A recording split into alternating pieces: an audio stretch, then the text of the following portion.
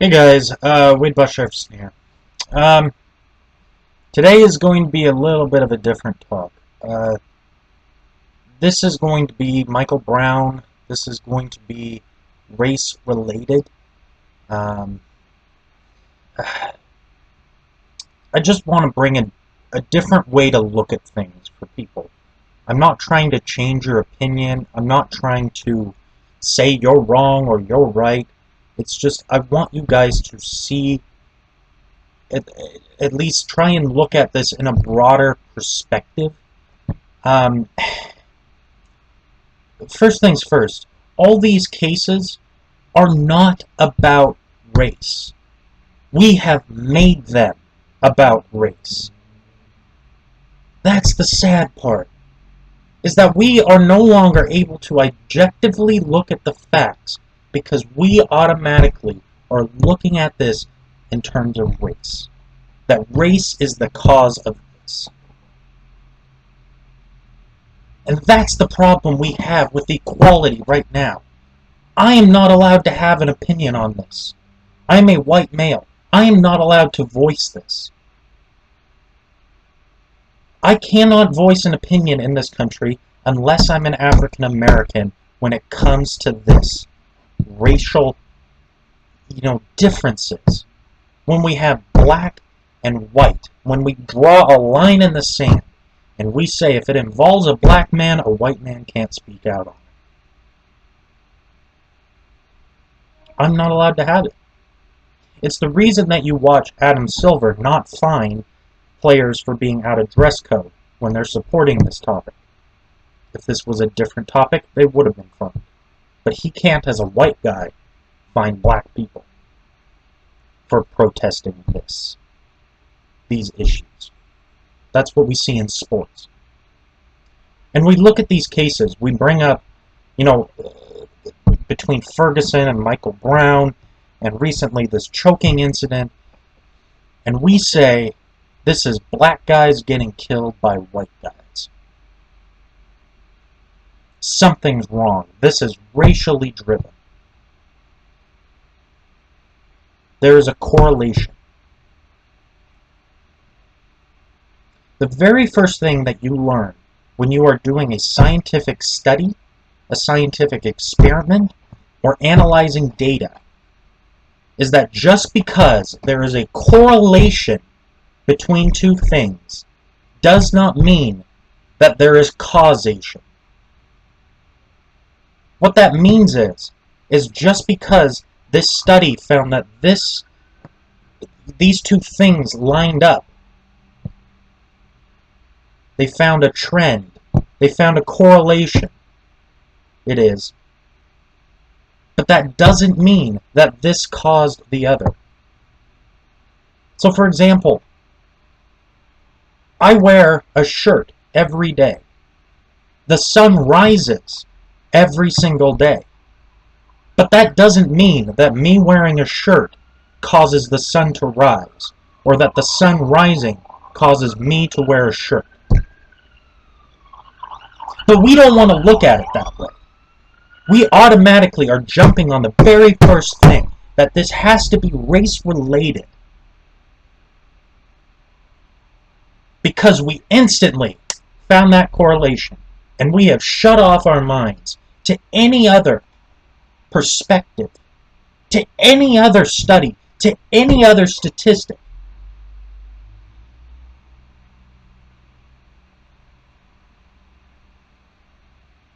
We are looking at this through tunnel vision. We can only see the racial card. I'm not saying that these cops, these whites, were innocent against these blacks. But we can't just look at these cases and decide that cops are racist or whites are racist against blacks and that whites are killing blacks and they get away with it automatically. Another thing that we need to look at is we gotta look outside this small little tiny sample size. What other data, what other facts do we have? How about the fact that 93% of African Americans that are murdered in this country are killed by other African Americans? 93%. How about that 86% of whites that are murdered in this country are murdered by other whites? Now, if you take a look at just those two statistics, we automatically could say there is a correlation between whites killing whites and blacks killing blacks. And that blacks are racist against blacks and whites are racist against whites. It totally contradicts these cases that we have magnified to completion. But we don't want to look at that. We want to play the race card because we still have whites in this country are still supposed to pay for what the great ancestors back in the heyday did. And blacks are still supposed to watch out for white supremacy. And blacks are still entitled to that. And that, by definition, is the inequality that we have. Where we have to be careful what we say about an African American. Or we have to be careful what happens when there's a black and a white involved. We have to be sensitive to these issues. It's the very thing that keeps it unequal. In college, every college will have a black student union.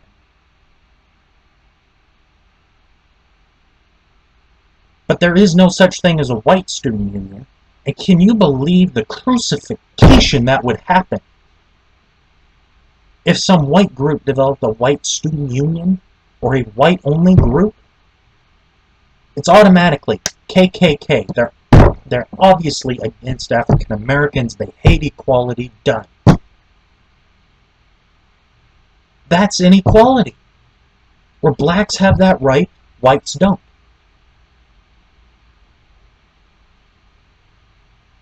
We talk about these cases where we say it must have been the white prosecutor, it must have been the white judge, it must have been the white police officer. That it was racially reasoned for it.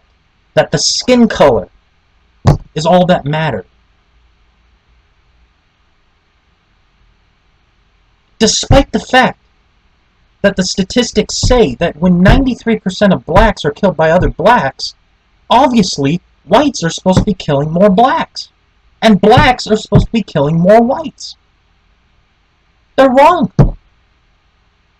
The statistics must be wrong. Because we are so sure that this is a racially charged crime and that the reason they get off is because they're white.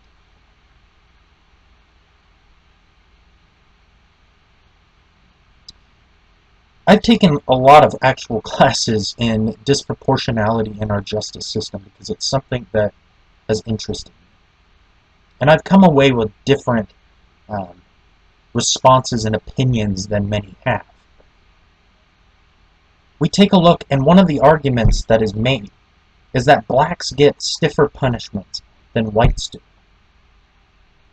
So we stop there. We assume that that's the only cause, that blacks get stiffer punishments because they're black and whites get stiffer punishments because they're white. There are other factors that factor into this. It is not just skin color. I'm not saying our justice system is flawless. I'm not saying that there are blacks that are getting worse punishments because of their skin color, because there are racist people out there. But we go on a witch hunt whenever there is a black and a white involved. Every time. And if you are white, you cannot say that that white person was in the right. You have to be quiet or say that the black person was in the right. It's inequality by definition, right then and there.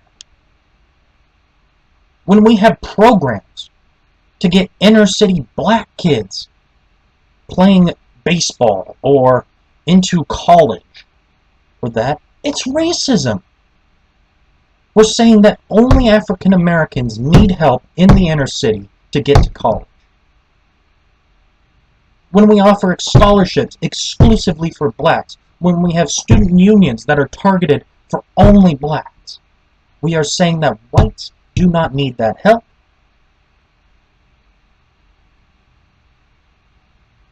And it's inequality. When we start with kids at a younger age, and we try and make sure that our classrooms are divided amongst the African American kids equally, we're saying right then and there to kids that blacks and whites are different, that they are not equal.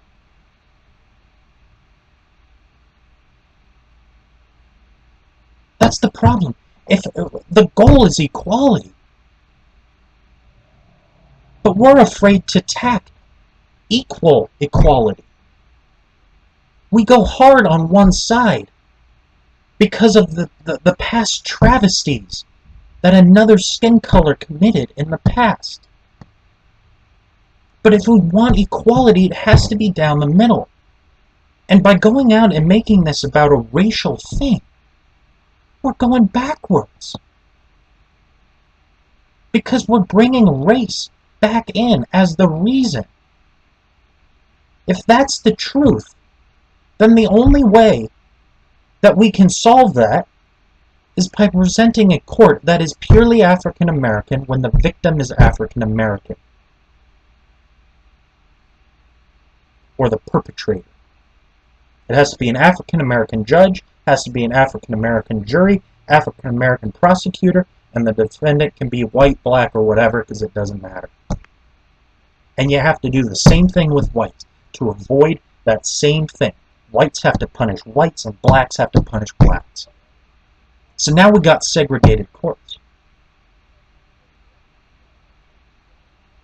Well, in order to present racism in schools, we have to segregate the two by races again.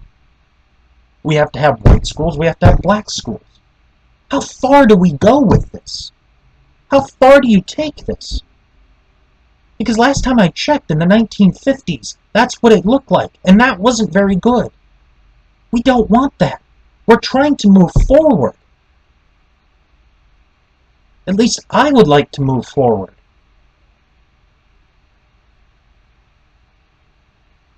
But we look at just the skin color. We can't get past the skin color. And every time that we turn a black and white situation and we shine the spotlight on that one thing and we put on our blinders and take a look at just that one thing, that this is a black and a white, we are headed backwards.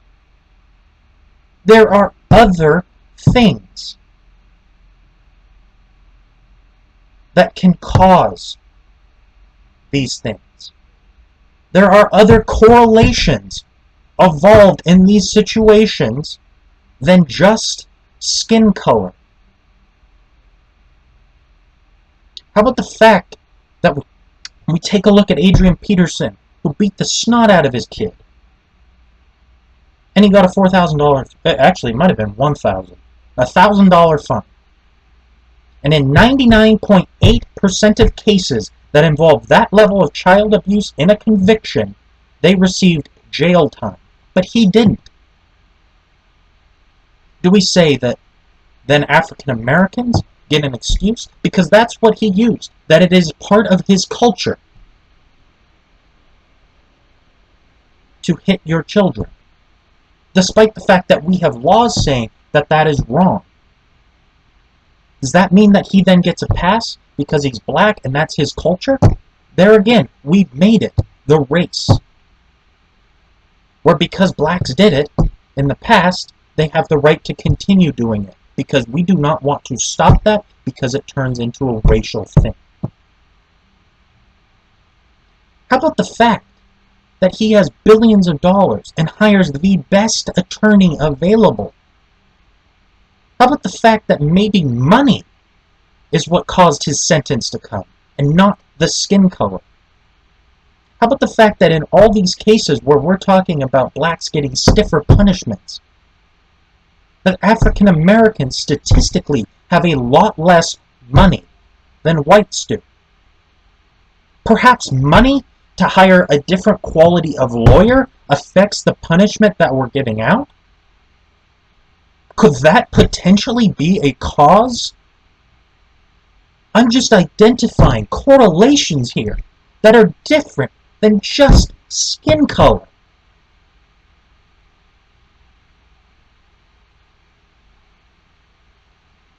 All I'm saying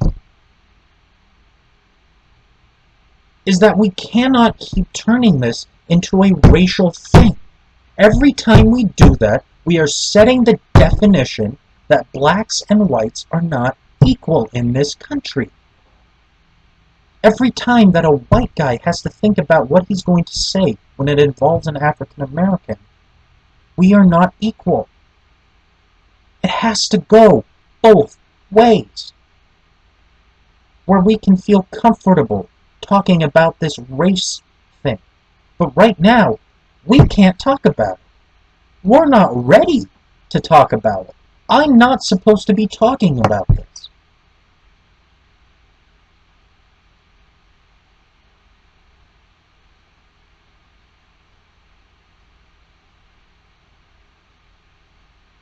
We come up with solutions that we see. The solution that has come up by the fact that too many blacks were getting sent to prison is that more whites need to go to prison. Again, take a look at other forms of correlation. How about the fact that you are way more likely to land in prison yourself if you have a parent that has been to prison? How about the fact that, as I said before, the African American community statistically has less money per person, and that we see a correlation between the more money you have that you spend on a lawyer, the shorter or the better the outcome that it comes for you.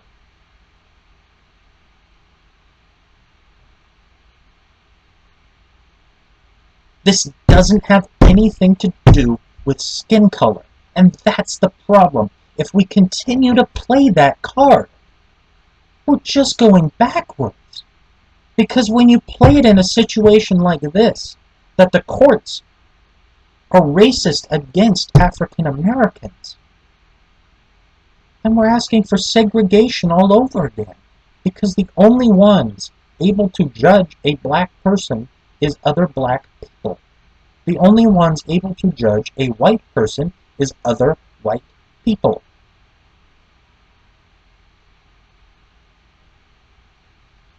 And that's going backwards.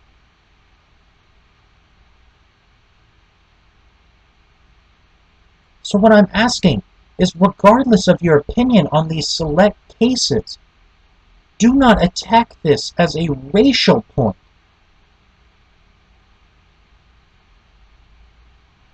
Attack this as you believe that somebody was unfairly acquitted.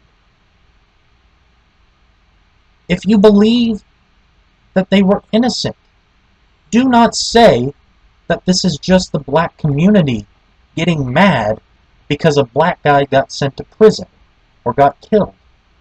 Sorry, the black guy got killed.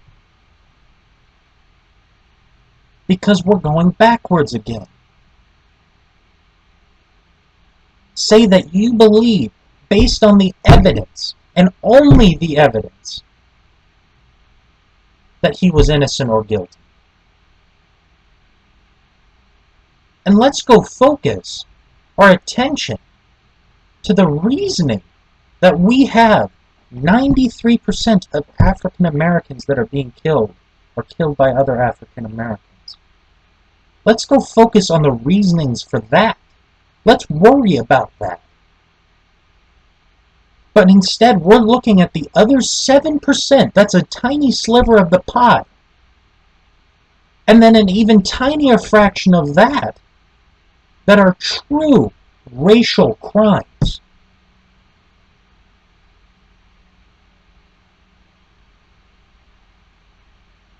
It has to stop being the first thing that we look at.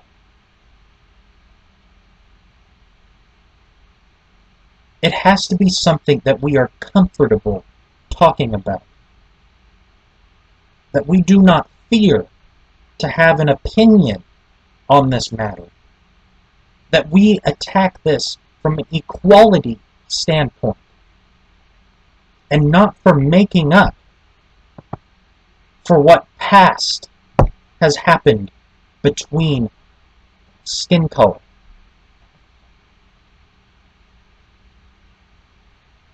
Rather than having a program or a scholarship or a discount or necessary amounts of diversity that our schools have to reach, how about rather than centering it around your skin color, we focus on something else, such as money? How about rather than saying only inner city African Americans, how about saying inner city kids? Our focus is putting in programs that give inner city kids a way out.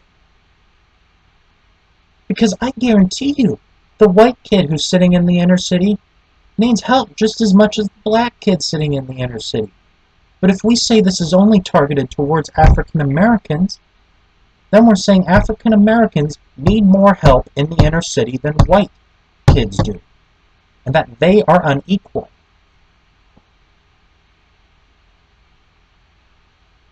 Rather than trying to hit these statistics where everything's even,